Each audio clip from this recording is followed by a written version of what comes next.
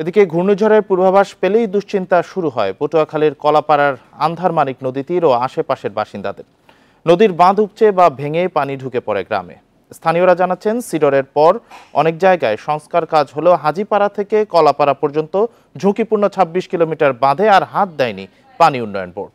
তাই ঘূর্ণিঝড় রিমালে পানির তোড়ে কয়েক জায়গায় ভেঙে গেছে এই বাঁধ।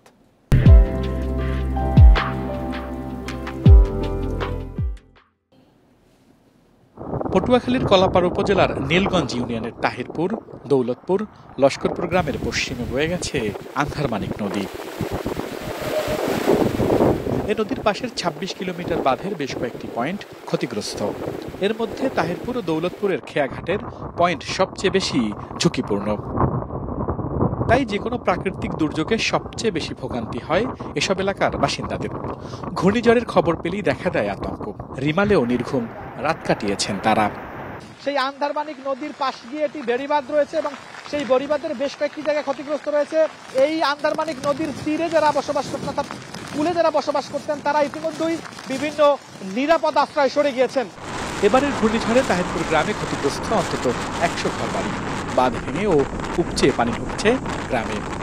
অফিস থেকে এটা করবে, এটা তো করে না। তো এরা যদি মূল্যায়ন করতে তো অফ দ্য অফিস করতে পারতে, এত করে না। মেম্বার চেয়ারম্যানের কাছে এটা জানানো। সিডরের পর মনে করেন এই সংস্কার করা হয় না, বিভিন্ন জায়গা থেকে পানি প্লাবিত হচ্ছে এবং গাছপালা পড়ে রোডঘাট সব বন্ধ হয়ে গেছে। অনেক আতঙ্কে থাকে। এই যে নদীর স্রোতে তাদের ঘরবাড়ি ভেঙে একেবারে নদীর সাইডে মানে ভেসে যায়। পটুয়াখালী জেলার পানি উন্নয়ন বোর্ডের আওতায় ১,৮১৮ কিলোমিটার বেড়িবাঁধ রয়েছে। এর মধ্যে কিছু জায়গায় বেশি ক্ষতিগ্রস্ত।